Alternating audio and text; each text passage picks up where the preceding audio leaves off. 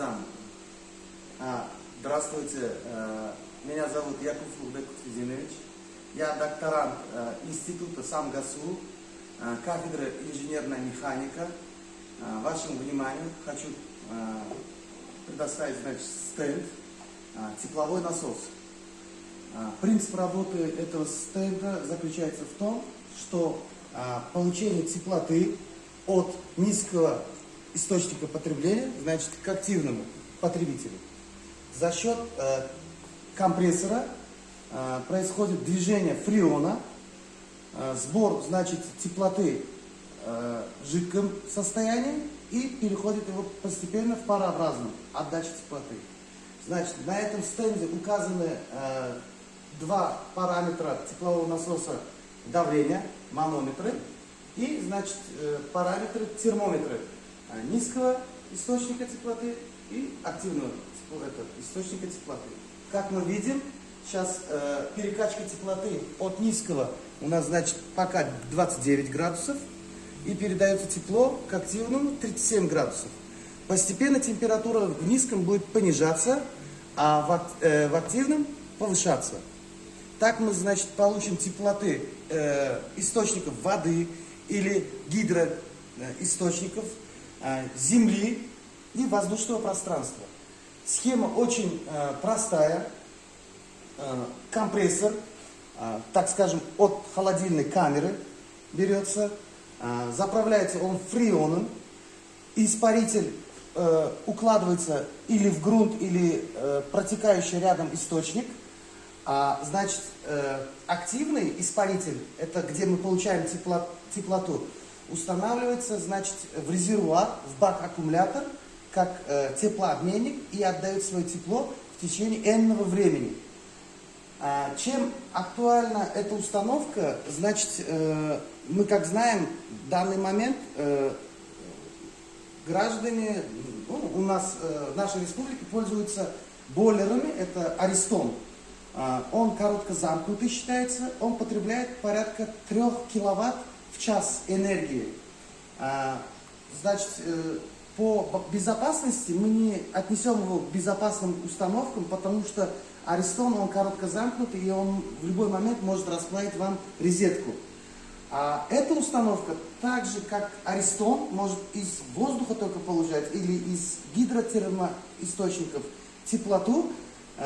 Потребляемая мощность 300 Вт, и она не короткозамкнутая. На электромагнитном двигателе это все происходит, нагрузка на сеть. Поэтому не сильная нагрузка сети, но коэффициент получаемого тепла считается как у Аристона. Поэтому КПД очень высокий у этой установки. Состоящие части, 2 термометра, 2 манометра, предохранитель давления. Он предназначен от 4 атмосфер до 6 атмосфер. Если где-то колебание будет ниже или выше, автоматика сразу отключит систему полностью от питания. Тут как стабилизатор энергии мы тут можем увидеть, какое время и сколько потребляет наш насос, компрессор. Вот тут написано 322 ватта.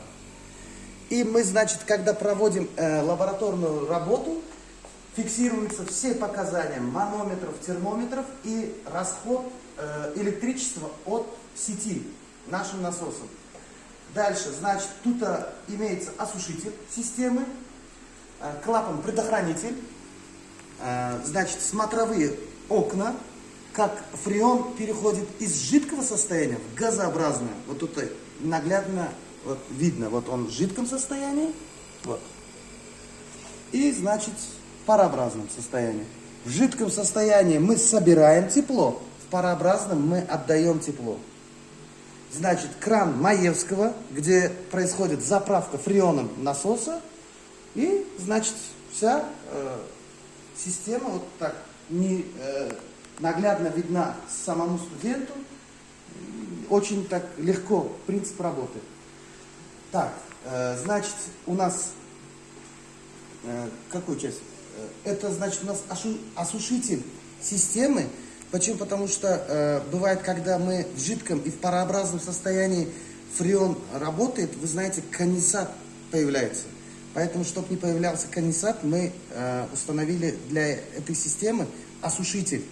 Сушит, значит, наш фреон, чтобы в системе он, сам фреон только циркулировал, без никаких примесей, без никаких воздушных пространств. Так, значит, вот мы как видим, на данный момент в низкопотенциальном источнике у нас температура опустилась до 26 градусов, а в потребляемом источнике, активном источнике, поднялась температура до 42 градусов. Низкий источник можем мы отпустить температуру до почти 2 или 3 градусов. А активный источник тем самым откачает тепло от источника до 65-75 градусов Цельсия.